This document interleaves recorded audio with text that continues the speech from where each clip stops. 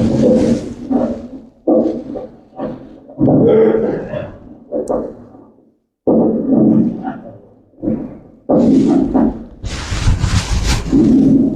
اللہ الرحمن الرحیم نحمده ونصلی علی رسوله الکریم اما بعد اعوذ باللہ من الشیطان الرجیم بسم اللہ الرحمن الرحیم یا ایہا الذین آمنوا کتب علیکم الصیام کما کتب علی الذین من قبلکم لعلکم تتقون صدق اللہ العظیم۔ جیسا کہ آپ کو معلوم ہے کہ یہ شعبان المعظم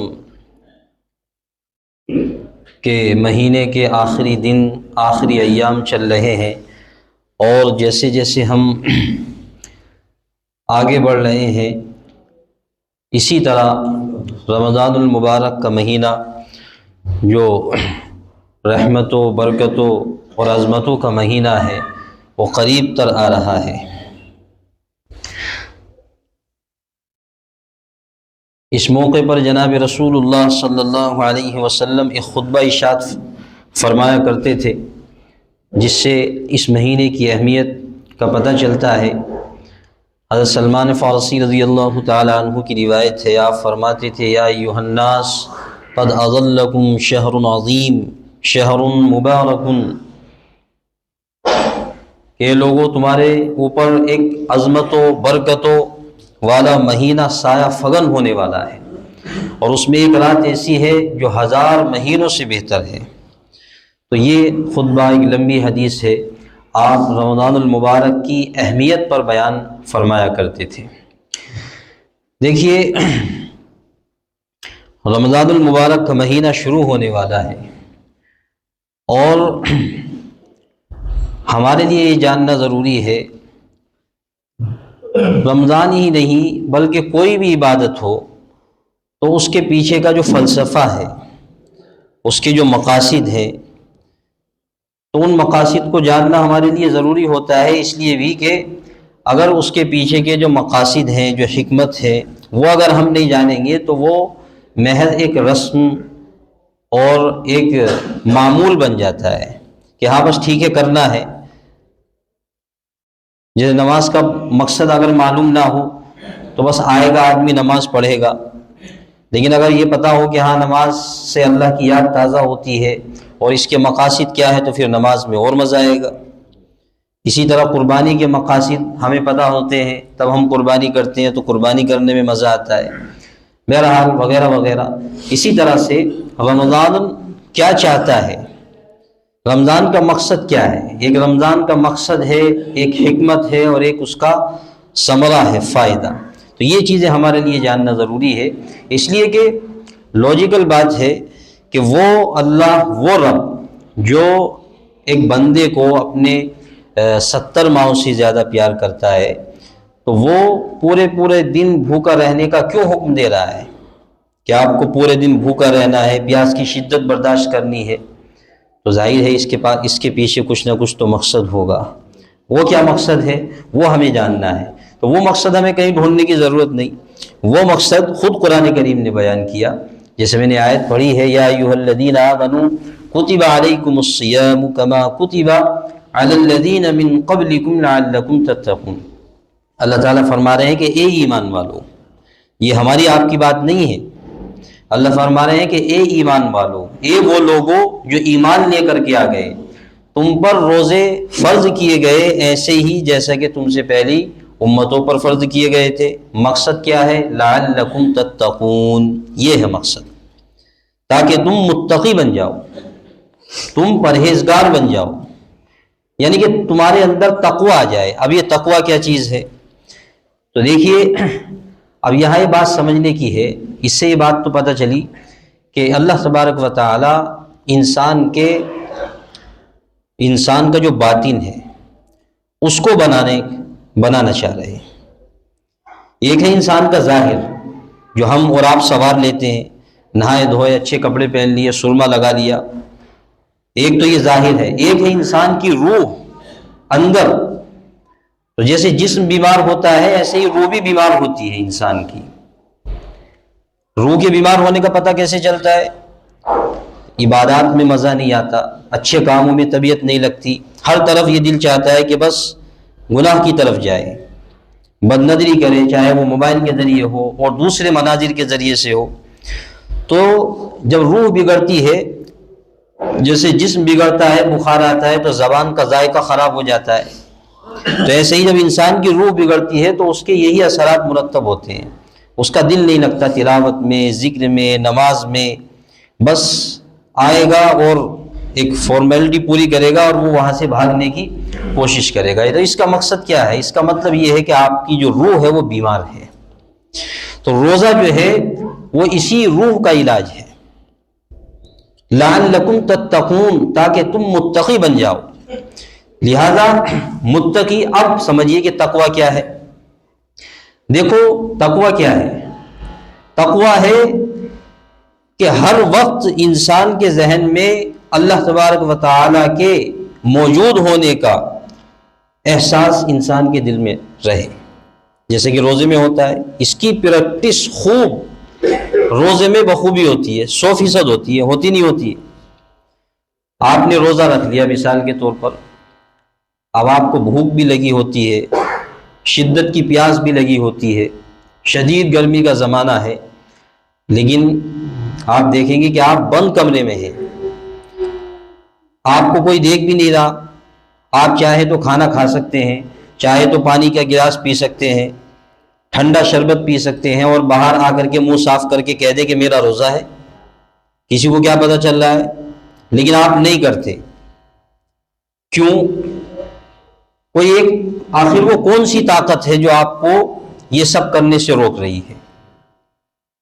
آپ کے ذہن میں وہاں ہوتی ہے ایک بات، ہوتی ہے نہیں؟ وہ یہ کہ کوئی دیکھ رہا ہو یا نہ رہا ہو، لیکن اللہ تو دیکھ رہا ہے نا؟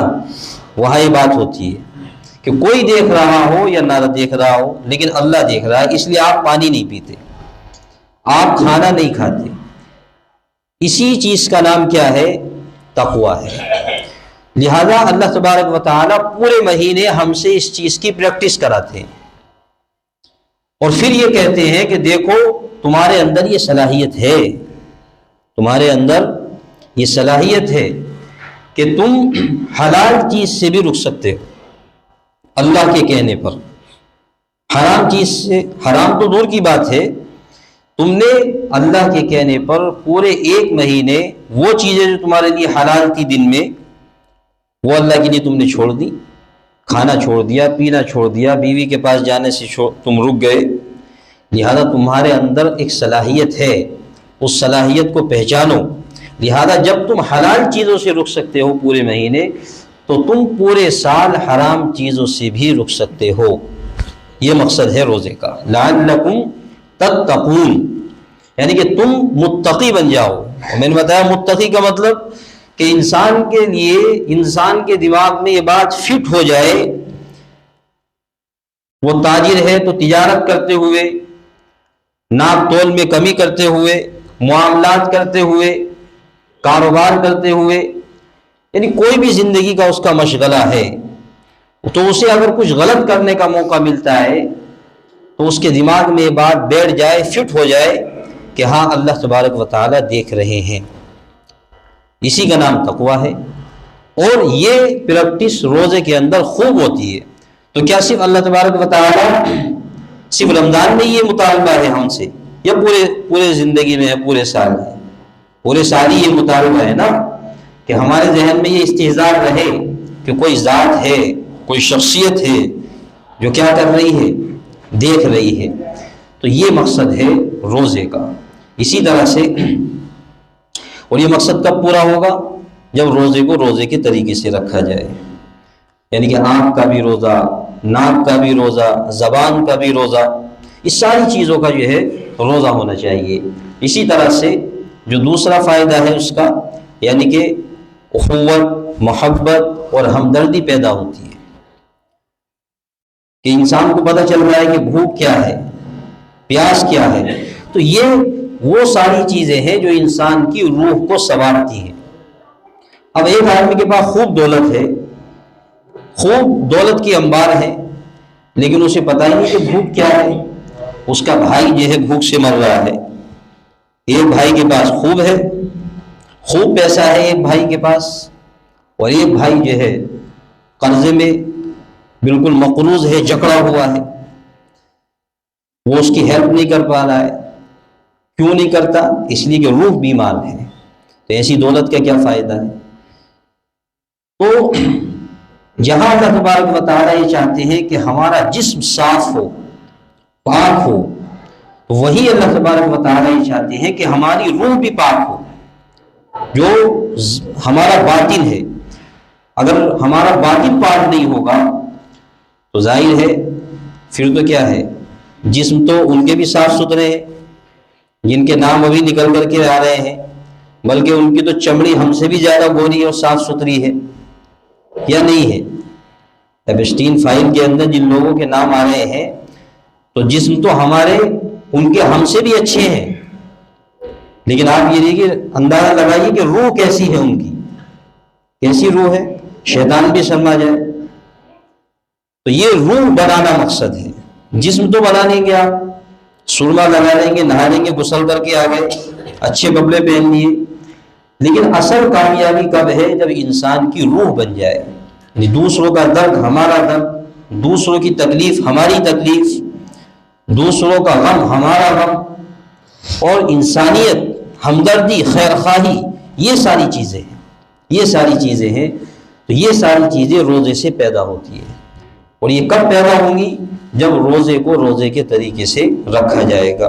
تو یہ مقصد ہے روزے کا.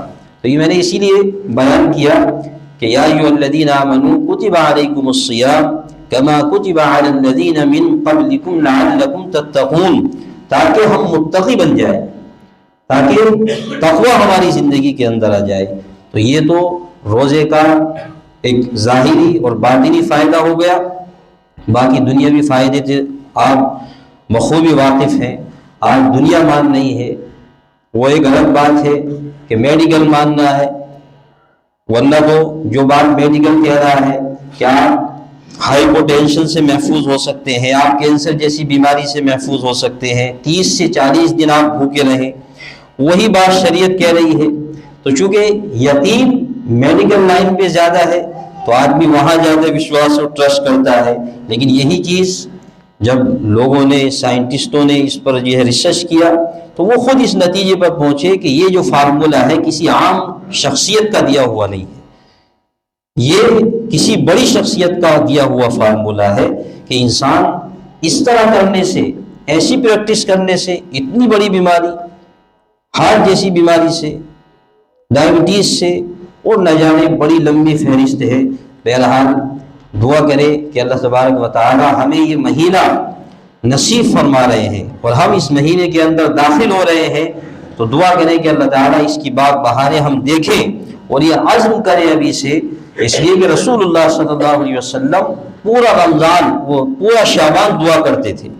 تو لہذا ہم بھی دعا کریں کہ ہم اس مہینے میں داخل ہوں گے انشاءاللہ، اور جیسا اس کا حق ہے روزے کا، رمضان کا، وہ حق ادا کریں گے، اپنا جسم بھی پاک کریں گے اور اپنی روح بھی ہم پاک کریں گے. اللہ تعالیٰ ہم سب کو عمل کی توفیق عطا فرمائے. وآخر دعوانا ان الحمد للہ رب العالمین.